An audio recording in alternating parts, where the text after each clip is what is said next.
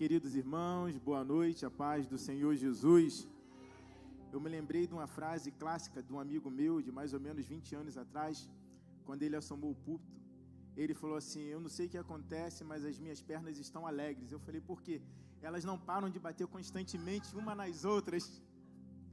É um temor, porque nós não estamos diante de qualquer pessoa, nós não estamos diante de qualquer povo, nós estamos diante da igreja do Deus vivo, da igreja que vai morar no céu, da geração santa, eleita, um povo adquirido, um povo que a cada dia tem se curvado diante do verdadeiro Deus, do genuíno Deus, do Deus Pai, Deus Filho, Deus Espírito Santo. E eu tenho a convicção de que você veio aqui nessa noite, não foi para ouvir o Vitor, porque dele mesmo ele nada tem para falar para você. Mas como disse Napoleão Falcão certa vez, ele disse: o cano pode até ser enferrujado, mas a água ela desce do trono de Deus, ela é limpa, ela é pura, ela dá vida, ela renova, ela transforma, ela aviva, ela anima, ela edifica. E você não vai sair daqui nessa noite da maneira que você entrou, não por nós, mas é porque o quarto homem da fornalha já está nesse lugar. Aleluia, glória a Deus. Eu tenho uma palavra de Deus para você.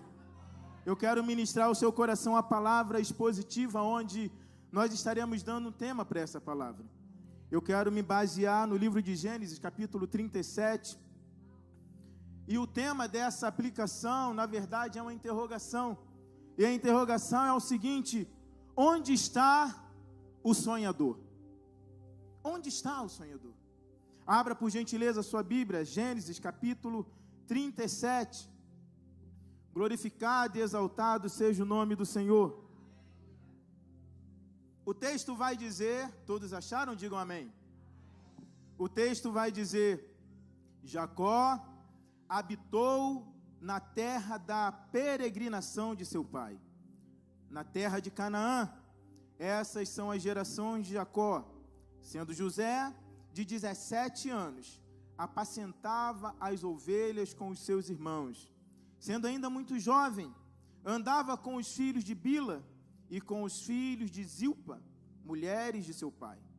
E José trazia as notícias ruins dos seus irmãos para os seus pais. Ele falava sempre para o pai dele as coisas erradas que seus irmãos faziam.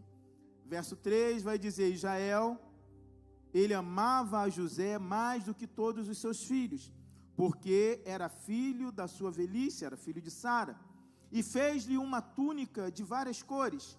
Verso 4 vai dizer: vendo, pois, seus irmãos, que seu pai o amava mais do que todos eles, o odiaram e não podiam falar com ele de forma pacífica.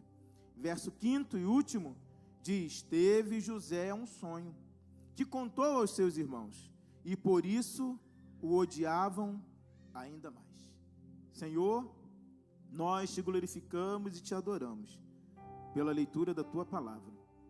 Uma vez mais eu te peço, Senhor, fala aos nossos corações. Nós viemos aqui ouvir a sua voz. É a sua voz que nos dá esperança. É a sua voz que, sobretudo, nos dá a convicção de que, por maior que seja a dificuldade, os problemas, as adversidades, é a sua voz que nos garante que, juntamente consigo, nós seremos inabaláveis. Então fala, Senhor, porque os seus servos ouvem. Vire para a pessoa que está do seu lado, olhe bem firme nos olhos dele ou dela e pergunta para ele ou para ela, diga assim: ainda tem um sonhador aí? Será que existe ainda um sonhador aí? Eu vim aqui nessa noite fazer uma aplicação para sonhadores. A palavra sonhador, ela vai dizer que é uma pessoa, dentre tantas definições, vai dizer que é uma pessoa que alimenta o seu espírito de sonhos. É uma pessoa visionária. É uma pessoa que acredita, que tem expectativas. E o interessante nesse fragmento de texto que nós acabamos de ler, que ele vai dizer que José, ele tinha 17 anos, mas só que ele já ajudava o seu pai, ele já pastoreava ovelhas, ele já tinha uma atribuição, ele já tinha uma responsabilidade juntamente com o seu pai, juntamente com Jacó. Só que o interessante do texto é que na narrativa do mesmo, ele vai dizer que o seu pai, ele dá para ele uma túnica. Existem várias conotações para a túnica, mas eu quero apenas pensar a conotação que faz referência de que aquela túnica específica atribuía para José uma responsabilidade. O seu pai, ao dar aquela túnica, segundo os estudiosos, dentre tantas outras coisas que ela poderia conotar, ela estava dizendo que seu pai estava dando a ele uma responsabilidade adicional. E aí tem um problema, porque na verdade Jacó, ele dá ao seu filho uma responsabilidade cujo qual ele ainda não estava preparado para receber. José ainda precisava ser servo. Pastor, o que é que o senhor está querendo dizer nessa introdução? Eu quero dizer categoricamente que o fato de nós termos um sonho, isso não nos avalia ou gabarita para ultrapassar todas as etapas do processo. Tem pessoas que estão sonhando e acham, pastora Anabela, que pelo simples fato de sonhar, elas podem passar como um rolo compressor em cima de todo mundo. Fala, ei, pare! Vire para alguém que está do seu lado e diga, você precisa aprender a ser servo. Porque aquele que não vive para servir, não serve para viver. Não tem como dar ordem se você não respeita a ordem. Glorificado e exaltado seja o nome do Senhor. Copiando a pastora Anabela, diga, é forte.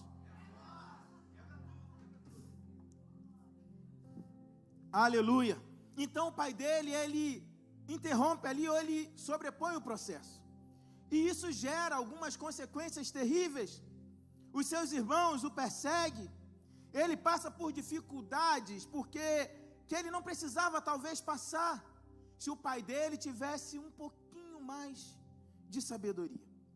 Só que o texto ele vai seguir, no verso 4, vai dizer que, vendo, pois, os seus irmãos que seu pai o amava mais do que todos eles, o odiavam e não podiam falar com ele pacificamente. Quando eu olhei para esse texto, a primeira coisa que veio ao meu coração é, não tem jeito. Muitas das vezes, mesmo sem nós fazermos nada, as pessoas vão te odiar e te invejar simplesmente por aquilo que você é. Pelo simples fato de você sonhar, alguém vai dizer, eu não gosto dele, mas na verdade não é que ele não gosta de você, é porque ele está tão preocupado de olhar para você, que ele não entendeu que Deus também o deu um sonho. As pessoas estão mais preocupadas para olhar para o sonho dos outros do que olhar para dentro de si e falar, Senhor, para o que o Senhor me chamou? E os irmãos dele começaram a invejá-lo, dizendo, eu não gosto dele, ele tem um sonho, eu tenho que perseguir José, eu tenho que matar. Estou falando aqui por analogia. Mas tem alguns que vão até as vias de fato. Mas diga, há poder no nome de Jesus. José tinha uma promessa. Você tem uma promessa. Nós não nascemos por acaso. A Bíblia, melhor dizendo, o pensador, ele vai dizer, Dr. Monroe, ele vai dizer que quando Deus te criou e me formou, Deus não estava sentado dizendo, doce vida, não tenho nada para fazer, vou mexer nesse barro para ver o que dá. Não. Quando fecundou no ventre da sua mãe, Deus já te criou pronto.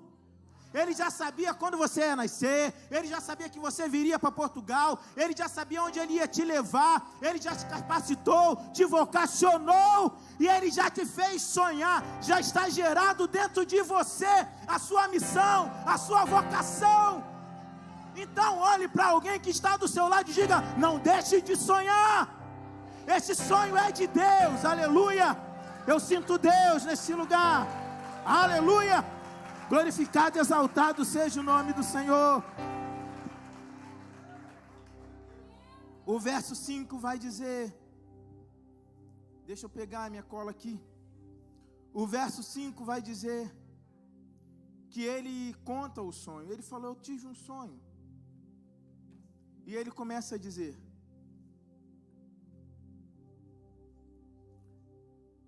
ele diz, eu tive um sonho. Vamos ao 5. Sonhou também José um sonho, que contou aos seus irmãos. por isso o aborreciam ainda mais. Observe, meus irmãos, que José, ele convivia com os seus irmãos. E quando nós convivemos com os nossos irmãos, nós conhecemos os nossos irmãos.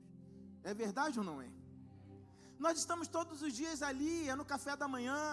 Nós sabemos quem corta o pão maior para um lado ou para o outro, quem bota manteiga e queijo e pega do irmão. Nós sabemos quem são os nossos irmãos. José sabia quem era o irmão dele.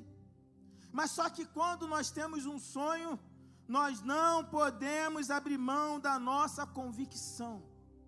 Porque quando nós sonhamos, a primeira coisa que o diabo vai dizer é: esse sonho não é seu, isso é da carne, você estava enganado, você dormiu de barriga cheia. Então nós precisamos ter a convicção de que quem nos deu o sonho foi o Senhor. Porque se nós não tivermos essa convicção, a analogia vai dizer que é como uma folha seca, que vai de um lado para o outro. O vento sopra de um lado e vai. Aí você está na IBR, aí tomou uma liçãozinha e falou: não é de Deus ali não, e vai para o outro canto. Aí você chega na breia, eu digo breia porque eu vim de lá, aí você diz assim: não, também não é de Deus. Aí você está igual a folha seca para lá e para cá, o tempo passando. Aí depois você olha para dentro de você e fala: a minha vida não tem sentido, eu nasci para nada. E Deus vai dizer: ei, você precisa parar. Você precisa sossegar o seu coração, ter a convicção de que Deus, Ele não falha, Ele não erra. E se nós somos obra do acaso, Deus, Ele não é perfeito. E Deus, Ele é perfeito. Então nós estamos tendo a convicção errada, porque nós estamos olhando para as afrontas dos nossos irmãos. Muitas das vezes estamos mais dando crédito na palavra deles do que na palavra de Deus. Fala para a pessoa que está do seu lado: quem é que está dirigindo a sua vida? Você está se teleguiando pelo seu irmão? Eu não ouvi essa parte.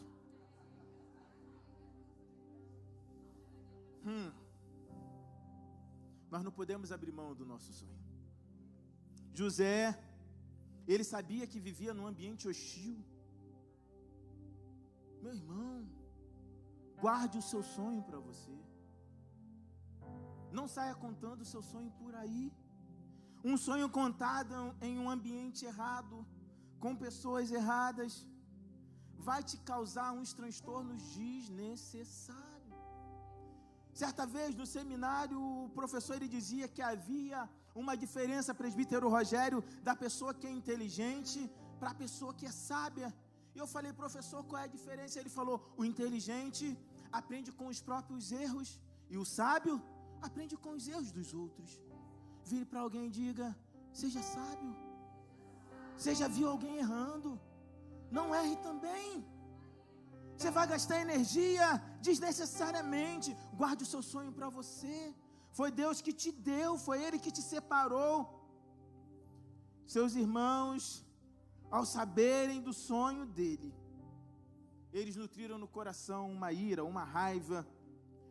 Eles nutriram essa raiva pelo simples fato deles verem que o irmão dele tinha um sonho. A igreja do Senhor Jesus Cristo, nós comparamos normalmente com o hospital. E outros comparam com a arca de Noé. Nós temos diversos tipos de pessoas, diversos tipos de dificuldades, diversos tipos de temperamentos. E tem coisas que não cabem com determinados ambientes, mesmo dentro do seu ciclo eclesiástico, mesmo na irmandade. Mas eu estou muito feliz, guarde para você. Não prejudique o processo. Certa vez, alguém perguntou para uma pessoa, disse: se você ganhasse aí 1 milhão e você soubesse que seu irmão ganhou 2 milhões, o que é que você preferiria? Perguntaram. Você preferiria, no meu exemplo aqui entre mim e o presbítero Rogério: Vitor, você prefere ganhar 1 milhão e o presbítero Rogério ganhar 2? Ou você preferiria ganhar 500 e ele 250? Na analogia a pessoa falou: não, eu prefiro ganhar 500 e ele 250. Por quê? Porque eu preciso ser melhor do que ele. Esse É o sentimento do invejoso, do irmão mais velho, lá do pródigo. Mas só que Deus, Ele tem dado sonho às pessoas que não estão olhando para baixo. Toque alguém e fala: é você?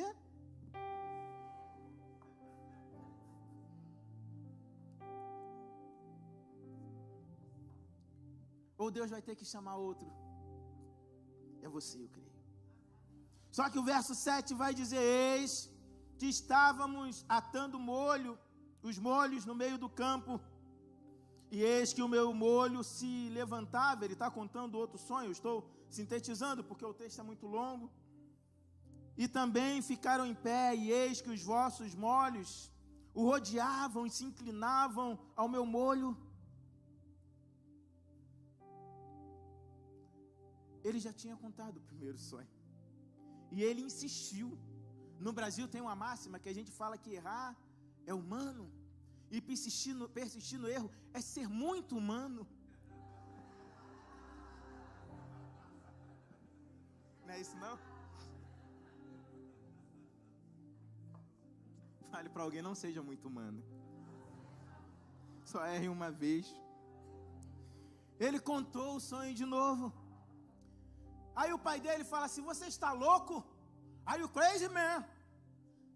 O sol e a lua, as estrelas, é uma analogia dizendo: pai, a mãe e os irmãos, nós iremos nos curvar diante de você. Você está maluco, é?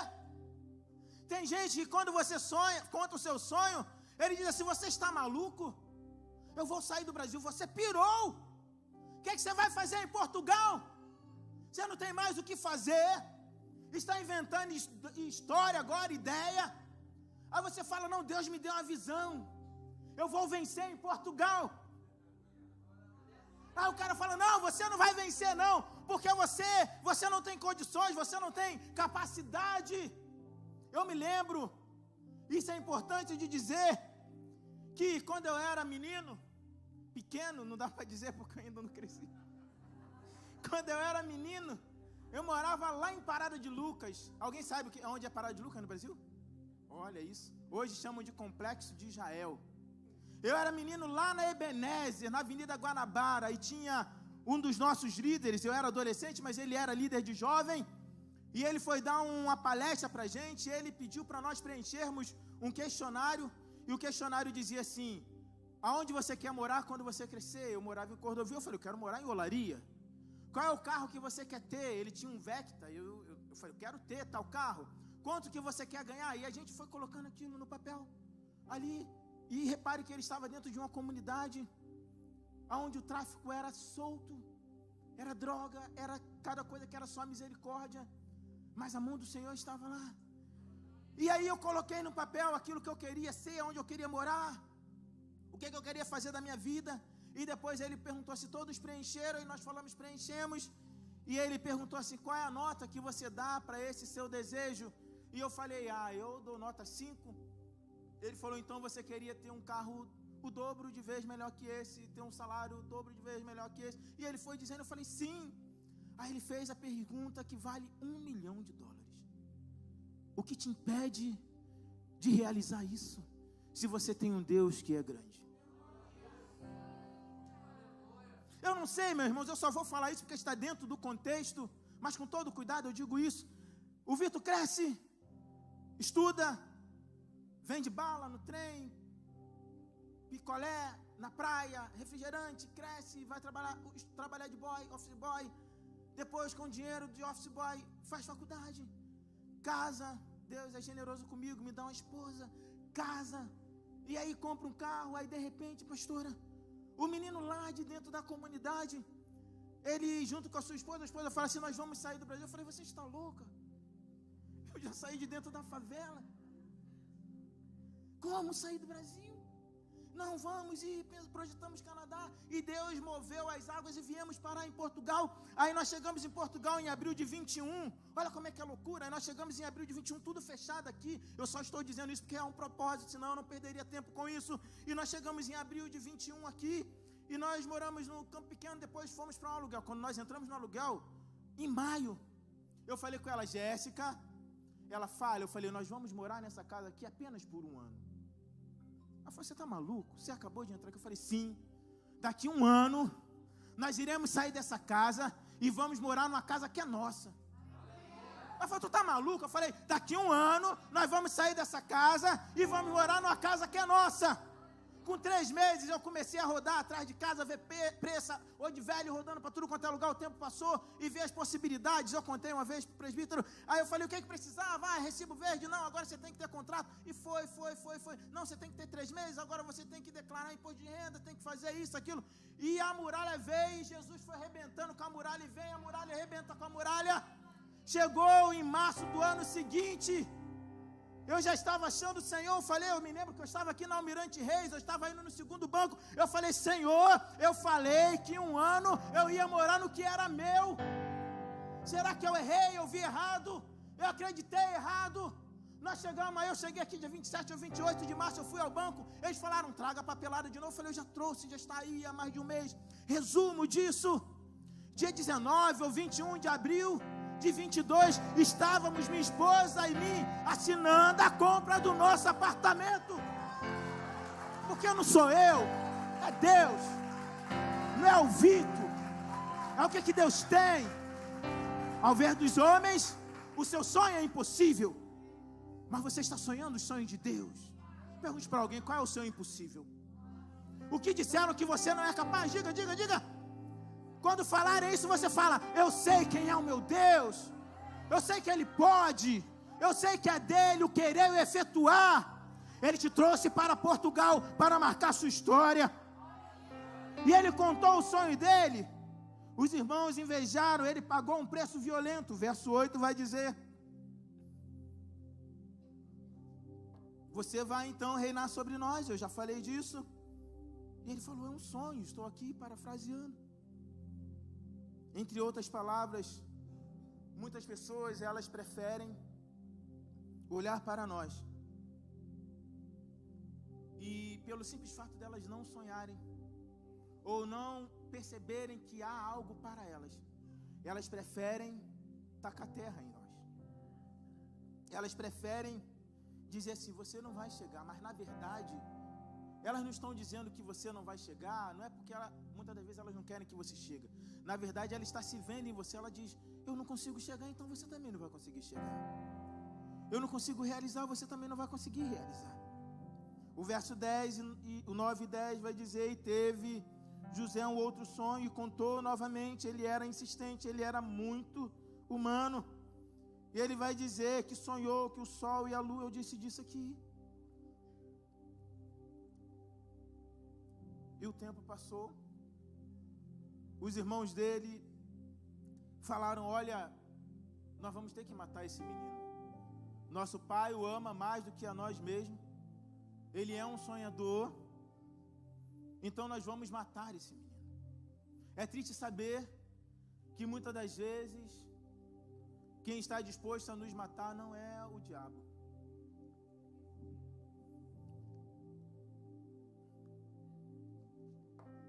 É com muito temor que eu falo isso, mas muitas das vezes quem está querendo te matar é aquele que está trocando o cálice da Santa Ceia junto com você.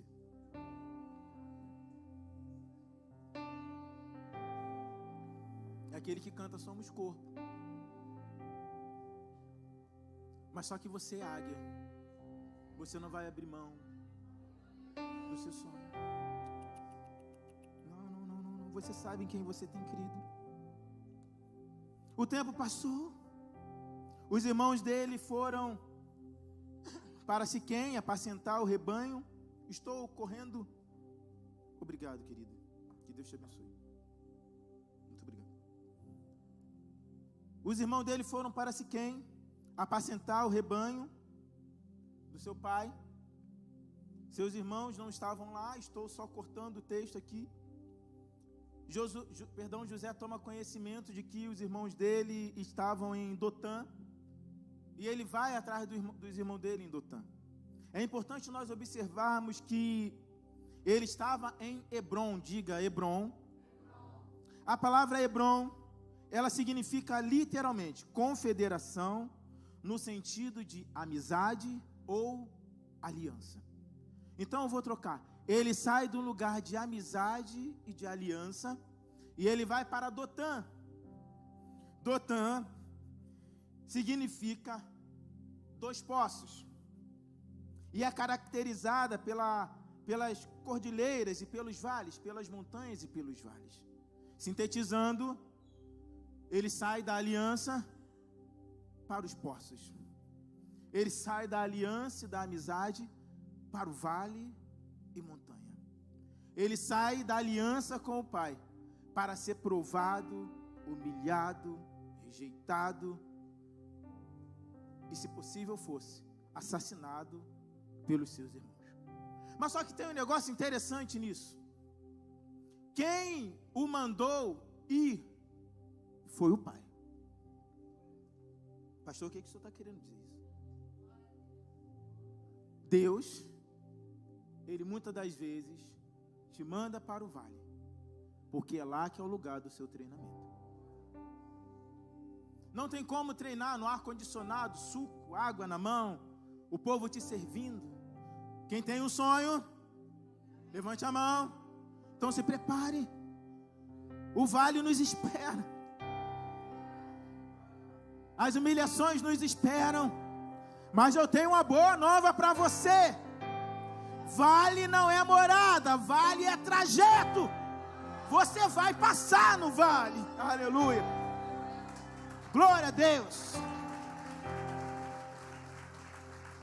Você não vai sucumbir nesse deserto, nesse vale, não vai. É treinamento. É o Pai que nos manda para o vale para tirar algumas coisas, para tirar de nós aquele mimimi, desculpa o termo. Não, eu só como isso, não como aquilo, eu vou a outro lugar. Não, Deus fala, não, vem cá.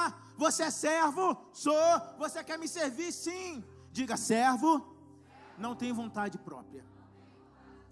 Agora deu ruim, pastora, porque as pessoas estão dizendo assim, eu quero servir, mas eu sirvo quando eu quero. Então você não está servindo. A quem nós estamos servindo? A nós mesmos, ao nosso ego.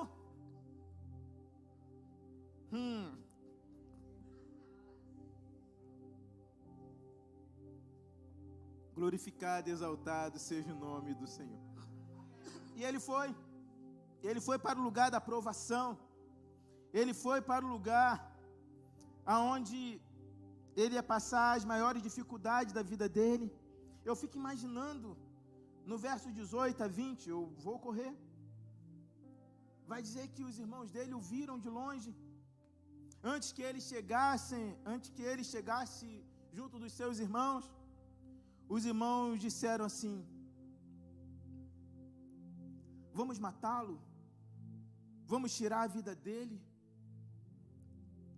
Observe, o irmão dele estava indo ao encontro dele para saber como é que eles estavam. E no coração deles, eles estão dizendo, nós precisamos matar o sonhador. Diga, um sonho, quando vem de Deus, nem o diabo pode matar. Deus te deu um sonho. Deus, Ele permite o vale, Ele permite o deserto, Ele está te treinando. Você pode até ter entrado aqui essa noite dizendo, eu estou cansado, eu vou morrer, eu não aguento mais, eu vou voltar para o Brasil. Deus não tem compromisso com covardes. Fale para alguém aí, deixa de ser medroso. Você não vai voltar nada. Eu vou extrapolar na hipérbole aqui. Você não tem o direito de desistir. Você não tem o direito de fracassar. Deus conta contigo, rapaz.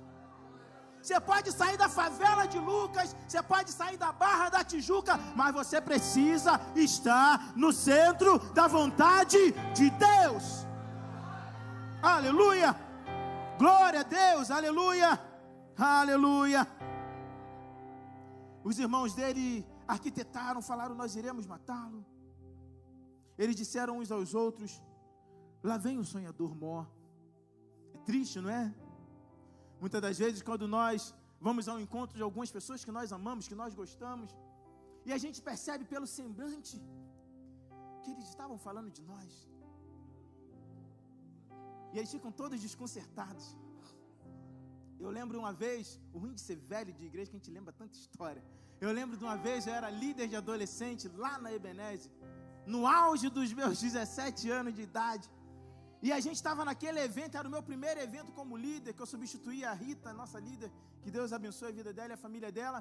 E aí o pastor Elias, ele falou assim, e aí, Vitor, o que é que você vai fazer? Eu falei, pastor, a líder saiu. Ele falou, o que é que você era dela? Eu falei, eu era o coordenador. Ele, então o líder é você. Eu falei, como assim? Ele, você é o líder, assuma os adolescentes. Ele, o que é que você vai fazer, Vitor? Eu falei, então nós vamos fazer um evento. Fazer um evento nós vamos fazer um evento, nós iremos trazer a Estela e nós iremos lotar essa igreja. E aí começou aquela correria, eu levei a Estela lá, naquela época ainda era CD, o pessoal nem sabe o que é CD mais, era CD, vendemos 2 caixas de CD, pintamos a igreja, aquela correria toda, e pensa num adolescente cheio de vigor, que não sei o que, hoje eu não tenho mais 10% daquele vigor, e ali pinta igreja, lava igreja, tira não sei o que. Aí no dia antes do evento, aí eu tô saindo correndo com a minha bicicleta, eu cheguei na esquina e estavam as irmãs de oração. Aí quando eu cheguei, elas, ô Vitor, tudo bem? Eu falei, sim, irmã. Ela, Vitor, a gente estava falando de você. Eu falei, irmãs, falando mal, falando bem, fala de mim. Tem pessoas que vão falar de você. Eles vão olhar assim, igual os irmãos dele, nós temos que destruir ali. Não, ele está querendo voar muito, nós temos que cortar essa asa. Mas o sonho é de Deus. E eles foram, e ele chegou lá nos seus irmãos. Os irmãos dele falaram assim, vamos lançá-lo na cova, e diremos que uma fera, as feras o comeram. Nós devemos observar uma coisa, meus irmãos. Eu já disse aqui, eu repito, Deus, ele envia para o deserto, mas o mesmo Deus que envia para o deserto é o Deus que livra da morte. Os irmãos falaram, nós iremos matar. Deus falou, não. Vocês não vão matar. Fui eu que trouxe ele até o deserto. Eu sou o que sou. Vocês só serão instrumento para o treinamento dele, porque ele vai mudar de fase. Você vai mudar de fase, mas você precisa passar dessa. Não adianta ficar toda hora voltando no mesmo jogo. Você já sabe como é que o inimigo vem e você está deixando ele te pegar de novo. Passa essa fase. Mas pastor, é difícil. Quem falou que é fácil? Talvez nós estejamos usando as ferramentas erradas. Talvez você está achando que você é tão forte, que não precisa mais contar com a graça, com a bondade e com a misericórdia de Deus. E eles arquitetaram, falaram, vão matar. Deus falou, não vai matar nada. Eu fico imaginando José indo ao encontro dos seus irmãos. Parece que ele já estava até percebendo aqueles olhares, como eu disse, a intenção deles. Eu acho que ele, Dinardi, Murilo, olha isso. É automático. O Dinardi é o vermelhinho, então tem um marronzinho. Eu fico imaginando, Murilo, ele chegando diante deles, e ele vendo assim, sabe, os irmãos dele com aquele semblante diferente. Eu penso que ele olhou e falou assim: acalma o meu coração, acalma o meu coração. O vento está soprando, mas é te adorando que venço uma da aflição. Acalma o meu coração, acalma o meu coração. Só venço este mundo se for em tua presença.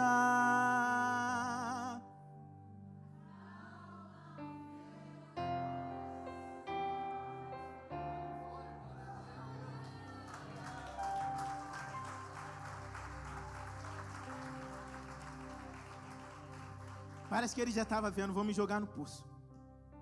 Não vai ter jeito. Mas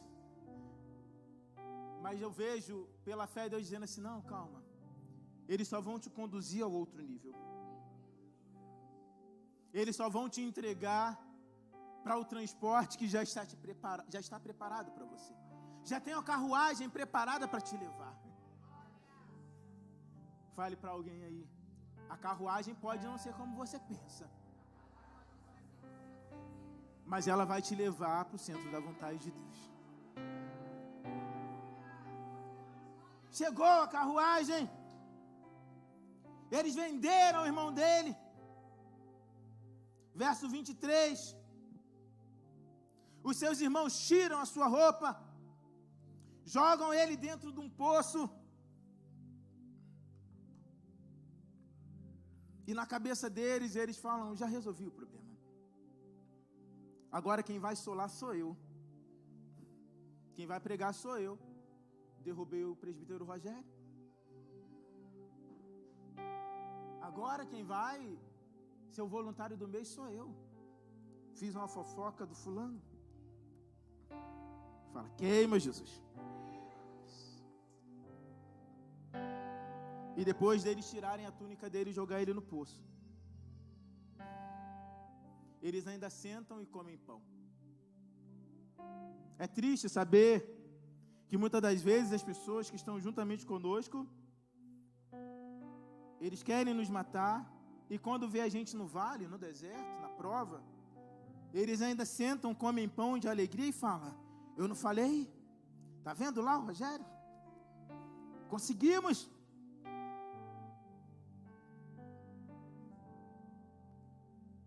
Mas quem deu o sonho foi Deus. As pessoas podem te jogar no poço, você pode parar na cova, na fornalha, podem aquecer 7 vezes mais, podem te escantear, podem falar que não tem jeito para você, mas quem te chamou foi Deus, quem te vocacionou foi Deus. E a Bíblia fala que não há outro Deus como o nosso Deus, poderoso, forte.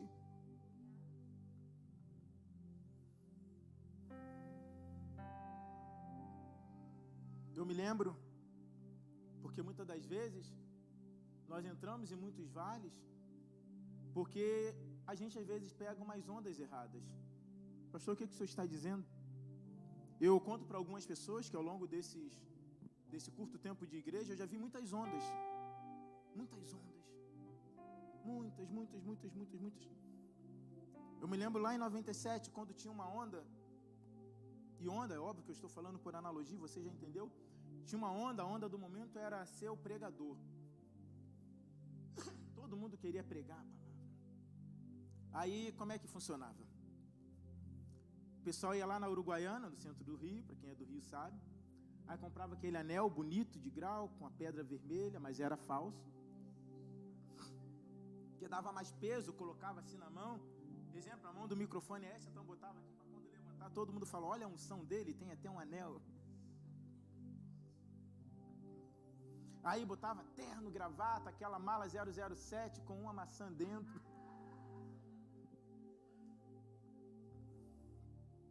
Aí quando chegava para ministrar, eram 2 minutos de conteúdo, 40 minutos de repetição. Terminava gritando, o povo pulava, rodava, ia para lá e para cá, e quando você perguntava qual foi a mensagem, aí eles falavam, eu não sei qual foi a mensagem, mas foi muito bom. Vire para alguém que está do seu lado e diga, cuidado com as ondas. Tem pessoas que estão pegando ondas erradas. Às vezes ela te dá alguns arranhões, mas tem surfista que vão pegar a tal da pororoca, que é aquela de tantos, que quando eles caem dela, eles batem com a cabeça, quebram o pescoço e morrem. Fala, eu estou aqui. Então, independente da onda que você tenha pego errado, está na hora de nós nos atentarmos e entrar na onda do Espírito. A onda certa. Não é a parada errada. Pastor, o que é isso? É do Brasil, quem morou lá entende. É a onda do Espírito. Não é pelos ventos daí, de doutrinas. Não. Tem deserto que a gente provoca, Mas só que a misericórdia de Deus, ele é tão grande que ela nos alcança. E eu tenho que correr para concluir. Eu tenho 2 minutos e 10 segundos. No verso 24 e 25 vai dizer que os irmãos dele lançaram na cova, eu já disse isso, vamos para lá. Chegou o transporte dele. No verso 28, fica de pé, por gentileza. Para vocês acharem que eu estou terminando. No verso 28, o texto vai dizer que eles venderam o irmão deles por 20 moedas de prata. Eles colaboraram na escravização do irmão deles. Eles venderam o irmão e jogaram o irmão direto a uma função de escravo. Mas estava tudo dentro do propósito. Estava tudo dentro do plano de Deus. A cova, a escravidão, a prisão. Eu sei que você conhece a história. Está tudo dentro do propósito. Mas só que no verso de 29 a 35, eu estou concluindo, nós vamos ver que os irmãos dele mentem para o pai. Fala que ele morreu. Fala que as feras o pegaram, tiraram a paz da família, a alegria do pai. Um rebuliço danado, uma desordem danada, uma contenda danada. Mas só que no 36 diz que isso tudo levou José para uma nova fase, a caminho do seu sonho. Esse deserto é para te levar para uma nova fase, a caminho do seu sonho. É interessante, eu concluo aqui, o louvor pode subir para me ajudar, por gentileza. É interessante que essa história de José, eu contei fragmentos dela, eu sei que vai até o capítulo 50.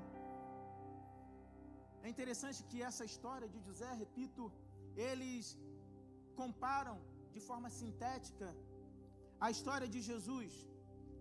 Por quê, pastor? Porque ambos foram objetos especiais do amor de Deus. Gênesis fala de José, Mateus 3,17 fala de Jesus. Ambos foram odiados pelos seus irmãos. Gênesis 37 fala de José.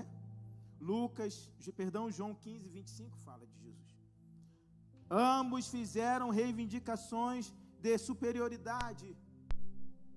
José em Gênesis 37, Jesus em Mateus 21, 37, 39.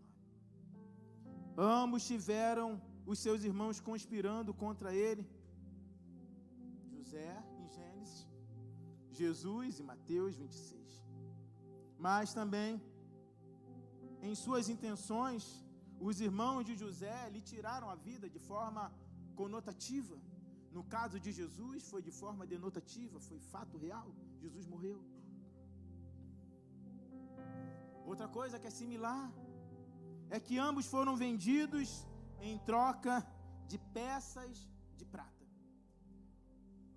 Mas só que também, no verso, a outra comparação é que no caso deles dois, tiveram túnicas envolvidas nessa história.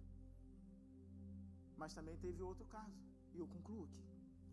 Ambos tornaram-se motivo de bênção.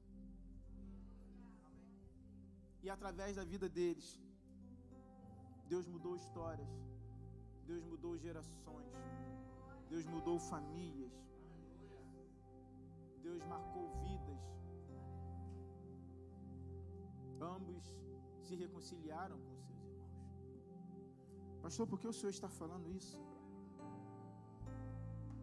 Eu estou dizendo isso porque da mesma maneira que a história é similar deles, eu preciso te afirmar categoricamente que no caminho de um sonhador vai haver rejeições, vai haver perseguições, vai haver traições, vai haver palavras errôneas, falsas, vai haver. Mas no caminho de um sonhador, quando ele segue ali temendo a Deus, não abrindo mão de Deus, vai haver vitória, vai haver conquista, vai haver cumprimento de missão.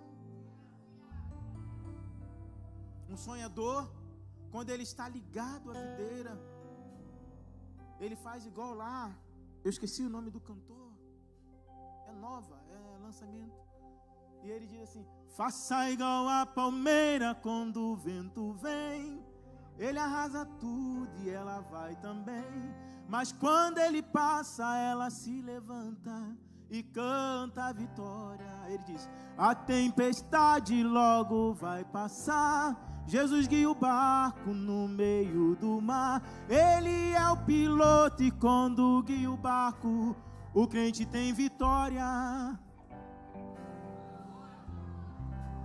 Vento vem. O povo não sabe, pastora, só quem é velho, só quem é velho. Pastora, a senhora sabe, mas não quis revelar aí. Estou brincando. A tempestade vai passar. Curve sua cabeça. Jesus vai guiar o seu barco no meio desse mar. Você vai chegar no centro da vontade dele. Pai, esse é o seu povo. Essa é a sua igreja, Pai. Hoje eu preguei para sonhadores, Senhor. Eu preguei para pessoas, Senhor, que têm convicção, sim, de que o Senhor as chamou, que o Senhor as vocacionou. Mas o Senhor sabe o tamanho do vale, do deserto, da dificuldade que eles têm passado, Senhor. Mas eu te peço aqui em nome de Jesus, Pai, sustenta o seu povo, fortaleça o seu povo.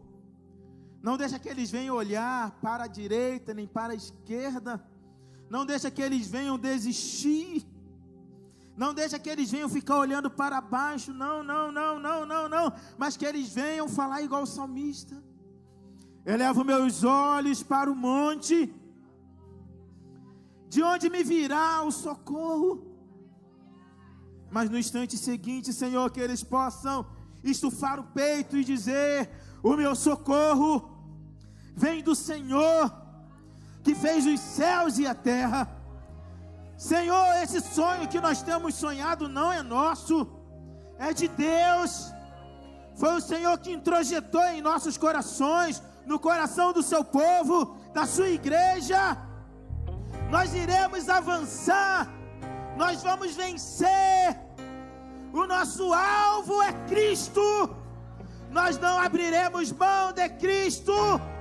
Podem vir as tempestades, as dificuldades, os valentes, os gigantes, mas nós sabemos em quem nós temos crido, e nós sabemos que nada sobrepõe o seu poder, nada se sobrepõe a sua vontade, o seu propósito, porque a tua palavra diz que Deus, Ele não é homem para que minta, e nem filho do homem para que se arrependa. Foi o Senhor quem deu o sonho, o Senhor dará provisão. O Senhor que deu o sonho, o Senhor dará o escape. O Senhor que deu o sonho é o Senhor que continuará conduzindo o seu povo rumo à vitória, em nome de Jesus.